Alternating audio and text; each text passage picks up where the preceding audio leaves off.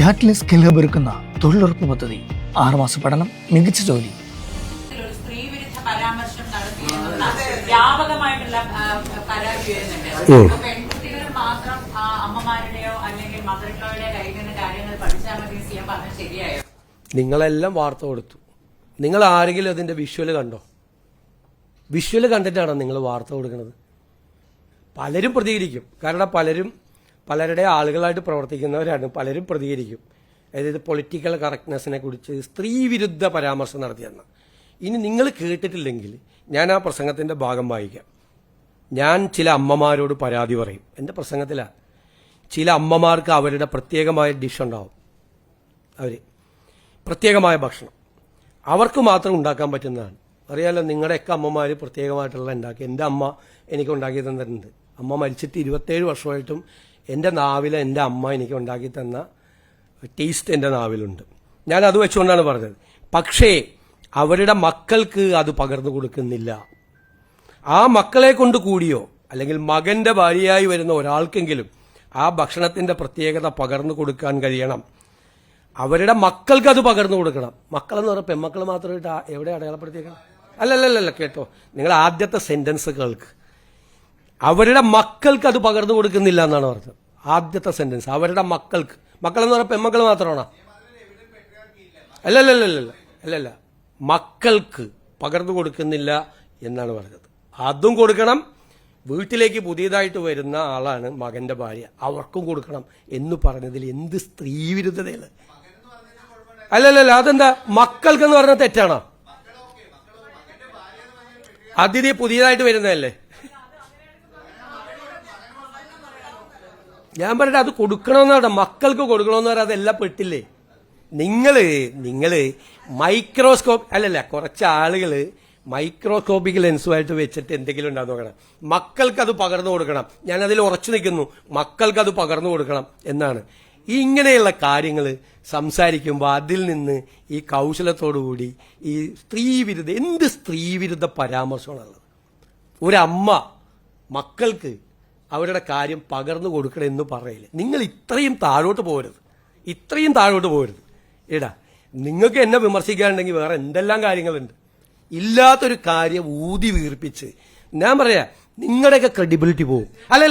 Wait എന്റെ credibility ഒന്നും പോവില്ല. എന്റെ വിശ്വാസ്യതയും എനിക്ക് ഈ നിലപാട്.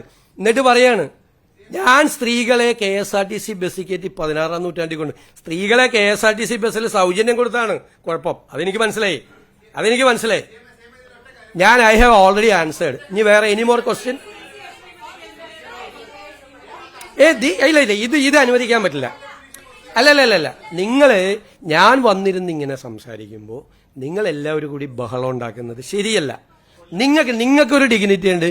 ഇവിടെ ഇരുന്ന് സംസാരിക്കുന്നത് ഞാനൊരു പൊസിഷനിൽ നിന്ന് സംസാരിക്കുക. നിങ്ങൾ പത്രസമ്മേളനം ഇങ്ങനെ വെറുതെ ബഹളം ഉണ്ടാക്കി. ഞാൻ ഇതുപോലെ ഒരു മുഖ്യമന്ത്രി ഇരുന്ന് തന്നിട്ടില്ല. ഇതുപോലെ നിങ്ങളുടെ ഓരോ ചോദ്യത്തിനും മറുപടി പറയാം. പക്ഷേ നിങ്ങൾ ആ മര്യാദ നിങ്ങൾ കൂടി കാണി. നിങ്ങൾ എന്ത് ബഹളം ഉണ്ടാക്കുന്നത്? അപ്പൊ തന്നെ നടപടിയെടുത്തല്ലോ. എനിക്കാണ് കത്തയച്ചത്. അപ്പൊ തന്നെ ഇമ്മീഡിയറ്റ് ആയിട്ട് തെറ്റായ ഒരു കാര്യമാണ് അവർക്കെതിരെ പ്രചരിപ്പിച്ചത്. അപ്പൊ തന്നെ നടപടിയെടുക്കാൻ തീരുമാനിച്ചു.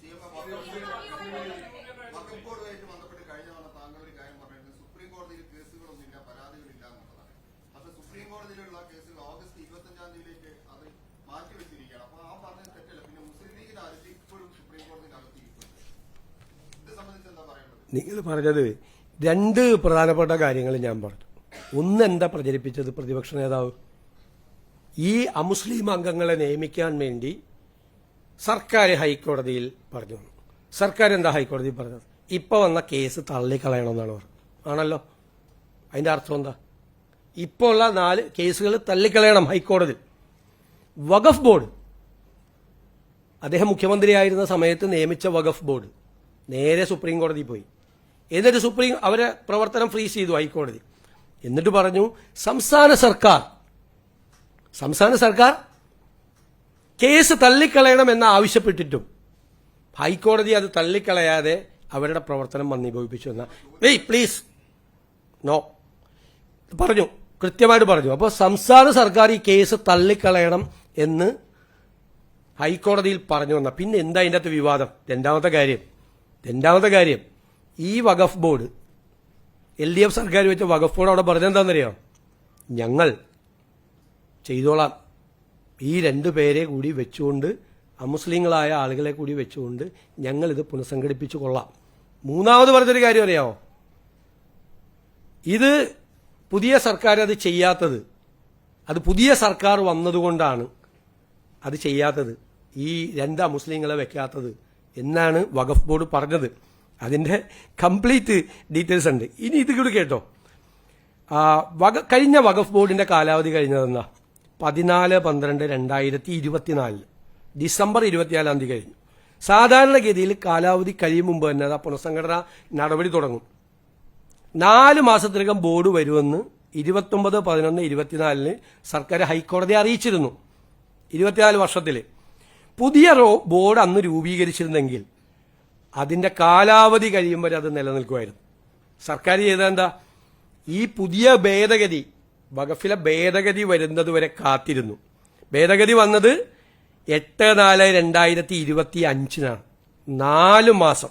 അത് കഴിഞ്ഞിട്ട് പുതിയ ബോർഡിന് രൂപം നൽകിയത് 4/2/26 അപ്പൊ 14/12/24 കാലാവധി കഴിഞ്ഞിട്ട് പുനഃസംഘടിപ്പിക്കാതെ 4/2/26 പുനഃസംഘടിപ്പിച്ചപ്പോഴാണ് ഈ ഭേദഗതിയുടെ പ്രശ്നം വന്നത്. മനസ്സിലായ? എല്ലാ അംഗങ്ങളെയും നോമിനേറ്റ് ചെയ്യാൻ അവസരം ലഭിക്കാനായിട്ടാണ് പുതിയ ബോർഡ് രൂപീകരണം വൈകിപ്പിച്ചത്. മനസ്സിലായില്ലേ? അത് പ്രതിപക്ഷ അംഗങ്ങൾ പല രീതിയിൽ ബോർഡ് രൂപീകരിച്ചാൽ പ്രതിപക്ഷ അംഗങ്ങൾ ഉണ്ടാകും എന്നുള്ളതാണ് സർക്കാർ ആ തീരുമാനം വൈകിപ്പിച്ചത്. ആ തീരുമാനമാണ് ഇതിന്റെ മുഴുവൻ കാര്യം. പിന്നെ ഇപ്പം എന്താ കോടതി പറഞ്ഞിരിക്കുന്ന, സുപ്രീം കോടതി തിരിച്ചയച്ചല്ലോ, ഇവിടെ തിരിച്ചയച്ചപ്പോൾ എന്താ സുപ്രീം കോടതി പറഞ്ഞത്, ഈ സെക്ഷൻ 14 ഇടപെട്ടില്ല. അതായത് മിനിമം അംഗങ്ങൾ, അമുസ്ലിം അംഗങ്ങൾ 2 എന്ന് പറഞ്ഞിട്ടുണ്ടായിരുന്നു ഈ നിയമത്തിൽ. അതായത് 7 വരെ ആവാം. 7 വരെ ആയ വഖഫിലെ ഭൂരിപക്ഷം അമുസ്ലിങ്ങൾക്കാവും വഖഫ് ബോർഡിൽ. അപ്പൊ സുപ്രീം കോടതി പറഞ്ഞു മിനിമം എന്നുള്ളത് 3 ഈ 14 ഇടപെട്ടില്ല. ഇത് മാത്രം വെച്ചു 3 പേര് മിനിമം അല്ല മാക്സിമം എന്നുള്ളത് 3 മാക്സിമം 7 വരെ പോകാമായിരുന്നത് 3 മാക്സിമം 3 പോകാൻ പറ്റുള്ളൂ, മിനിമം 2 ആക്കി. അതിന്റെ അർത്ഥം എന്താ? അത് ചെയ്യണമെന്ന് കോടതിയുടെ വിധി വരട്ടെ. ഇതാണ് വഖഫ് ബോർഡ് എടുത്ത സ്റ്റാൻഡ്.